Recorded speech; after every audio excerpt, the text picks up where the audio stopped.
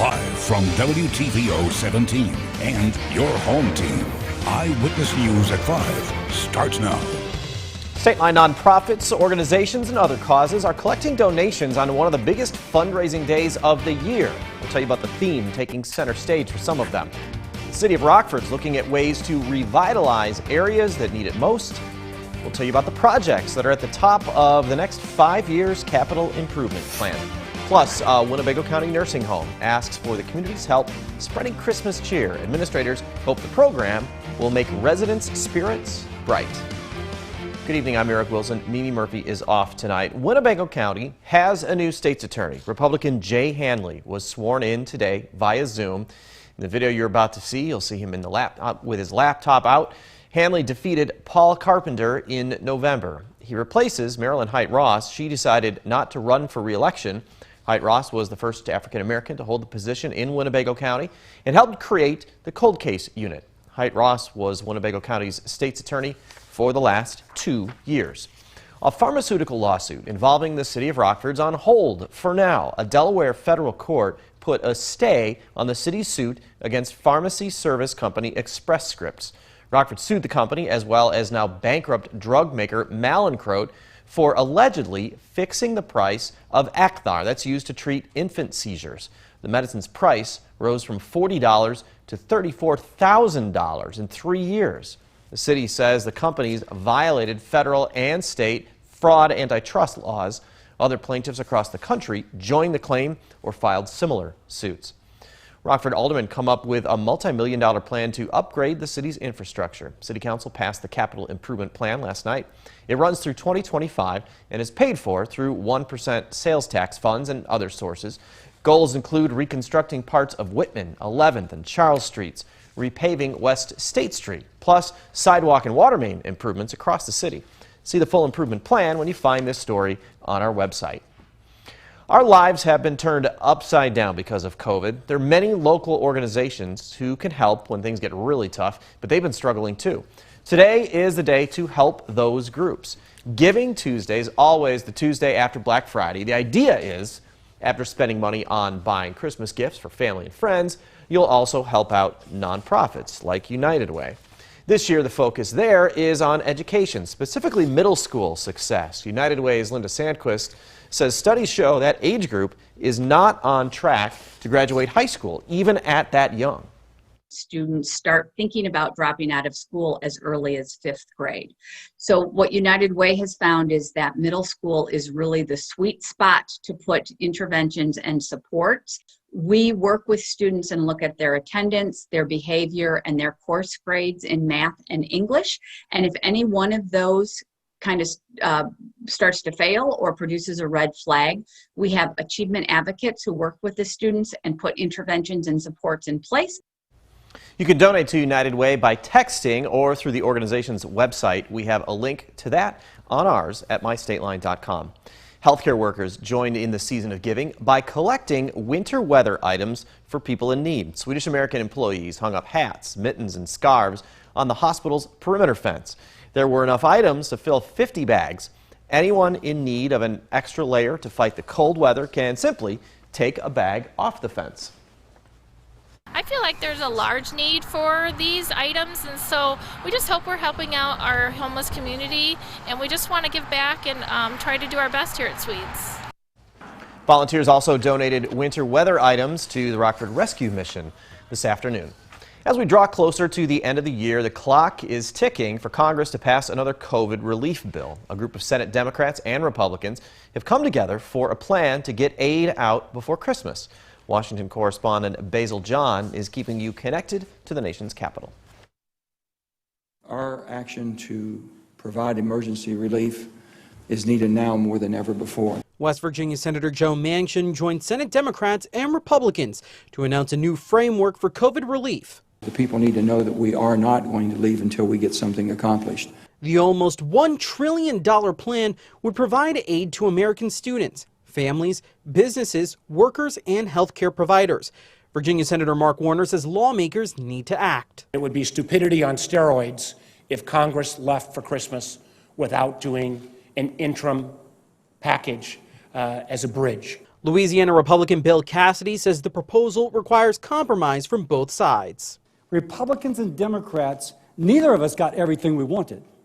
Both of us got much of what we wanted. The plan does not include direct payments to Americans, but provides funding to areas lawmakers say the pandemic is hitting the hardest. This is going to get us through the most difficult times. Even with bipartisan support, lawmakers like Senator Mitt Romney recognize the next step will be getting support from leadership on both sides.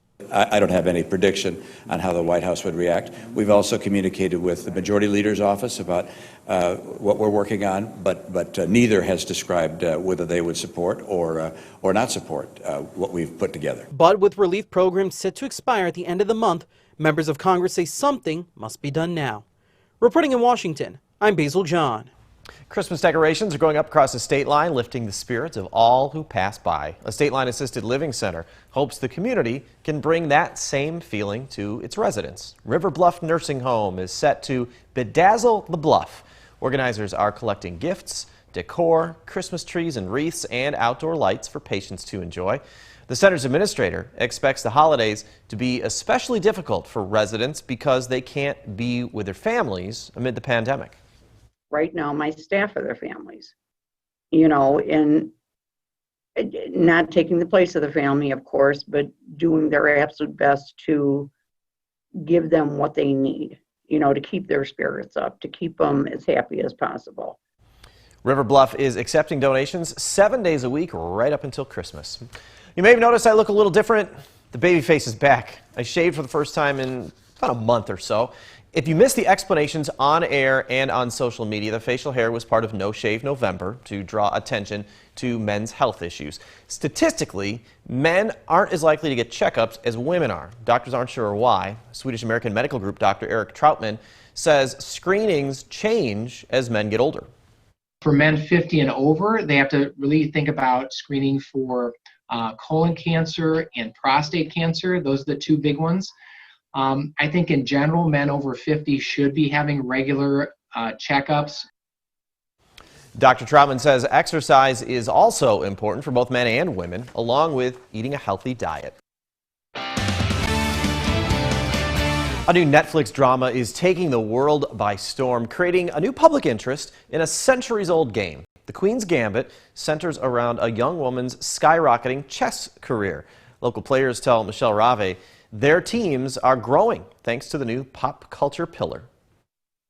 Netflix's limited series, The Queen's Gambit, is having many people say checkmate. It's become one of the most watched shows for the streaming service. Eric Serwin has been the chess coach at Guilford High School for 7 years. What started off as a small team has evolved into a group of a dozen players, and Serwin says it's still growing. New recruits say the show piqued their interest in chess. Now the team is making adjustments due to the pandemic and changing the way they play. Very much everyone thinks of chess as like the over-the-board experience where players are sitting across and moving pieces. It became pretty obvious over the summer that we weren't going to be able to do that this year. So players and coaches have had to transition to doing chess online. So it's a very different experience playing chess on a screen. But the interest doesn't end there. Coming up at 6, hear from a State Line hobby shop about why classic games like chess are making a comeback and flying off the shelves. Reporting in Rockford for your home team, I'm Michelle Rave. Now, your first warned weather forecast with Chief Meteorologist Candice King. Well, today is December 1st, and it is the beginning of meteorological winter, the 3-month time period from December, January to February, that climatologically are the coldest 3 months out of the year. And what a better way to kick off the beginning of meteorological winter than sharing some of your holiday pictures. Loretta Campbell shared this holiday photo, all decked out. You've got the village lit up, absolutely gorgeous. Loretta, thank you so much for sharing that photo. See King at WTVO.com. That's where you can share your Christmas pictures. Let's talk about a little bit more of a winter type feel out there. Lots of sunshine today. Temperatures, a little cooler than what we've become accustomed to over the last couple couple of weeks. Our skies will stay clear. A live look with our Mercy House SkyTrack camera out looking to the northwest now down in Rochelle. That clear sky for us will allow our temperature to fall quickly this evening. We made it up to 37 today, down to 31 in Rockford, 26 in Belvedere, 29 in DeKalb, Rochelle, Freeport, and 31 in Monroe. Had a little bit of a breeze this afternoon, but our wind is going to turn light tonight. Our weather watcher Bob in Rockford checking in with 31 and a dew point temperature of 19, so still pretty dry. And that dew point number gives us an idea of where that temperature is going to fall to here as we go through the night tonight. Let's talk about tire pressure. How many of you guys got in your car this morning and noticed maybe your pressure was a little lower, your tire light came on? Yeah, that happens when the weather turns colder, day or night, because as we lose the temperature, we actually lose the pressure in our tires. It can decrease about 1 to 2 psi for every 10 degrees the temperature drops. So tomorrow morning, you might notice you have low pressure in your tires, not because we're losing the air out of the tires, but when the air mass is colder, it actually condenses. Think about it. If you've got rings on your finger and you go outside, you ever notice your rings become a little bit more loose? Yeah, that's because you're actually condensing some of that skin around as you get a little bit colder. 18, that's where we had for the overnight tonight. Light winds. There is going to be some frost tomorrow morning, very similar to what we woke up to this morning. But again, we'll see sunshine as high pressure continues to build in. We've got a pretty significant blocking pattern setting up here. Dip in the jet stream, another area of low pressure developing down along the south. But this blocking pattern is actually going to keep us pretty dry. High pressure up to the north will rule our weather here these next couple of days. That low along the south is going to stay down to our south as we head through the rest of this week and then going into the weekend. So really that means we're going to stay pretty dry. And in fact, the next several days looking very dry. Another storm system taking shape along the south outside of maybe a flurry or a sprinkle Friday. And then again on Sunday, we're actually going to see those dry conditions and pretty seasonable temperatures too continue through the weekend. Up to 43 for tomorrow afternoon. Mostly sunny skies, a little warmer than what we were today. We'll see those numbers wobble up and down, upper 30s, low 40s as we head through the week. We might get a little more cloud cover as we head into Thursday and Friday. Should see some sunshine return by Saturday. Again, just a slight chance of a flurry, Eric, once we head into Sunday afternoon. Temperatures, though, staying fairly seasonable.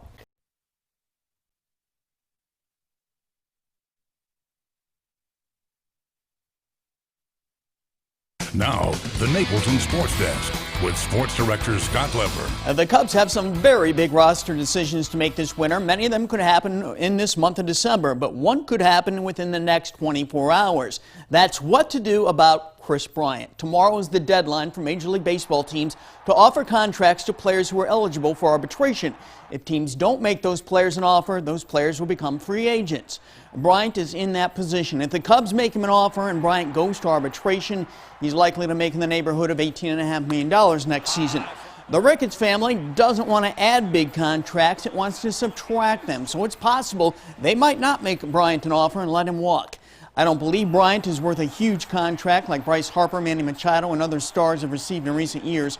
Bryant's too injury prone. He is not the player he was in 2016 when he was the National League MVP. At the same time, the Cubs shouldn't let him walk for nothing. They have to tender him a contract, and then if the Ricketts don't want to pay him, they can trade him. They won't get a king's ransom for Bryant, but at the very least, they should be able to get a package of 2 or 3 very talented prospects for him that could help them restock their thin farm system. Make Bryant an offer, Cubs, let the arbitration process play out, and then get something for him. Well, the Fighting Illini basketball team is ranked 5th in the country. There's no disputing they're a very talented team, but are they truly worthy of that top 5 ranking, or perhaps even better? We'll have a much better idea tomorrow night after they play second-ranked Baylor. They'll go at it at the Jimmy V Classic in Indianapolis. There's no disputing Baylor's number 2 ranking, unless you believe they should be number 1. The Bears returned 4 starters, all 4 Big 12 All-Conference players from last season, from a team that went 26-4. Junior guard Jared Butler will likely be an NBA lottery pick. Win or lose this game, the Fighting Illini will be a better team for having played Baylor. If they win, it'll be a confidence boost. If they lose, it'll show them how much more work they need to do and what exactly their weaknesses are. The rest of us will sit back and enjoy it all. First Warn Interactive Radar brought to us by Rockford Auto Glass. Some more skies will stay clear tonight, and that radar actually stays pretty quiet locally these next several days. It is going to be another cold one tonight. Temperature down around 18 degrees. A few spots could even fall into the low teens, especially Freeport and Rochelle. You tend to get a little cooler out there. We'll see more sunshine tomorrow. Highs back into the 40s. Thanks, Candice. Stay safe.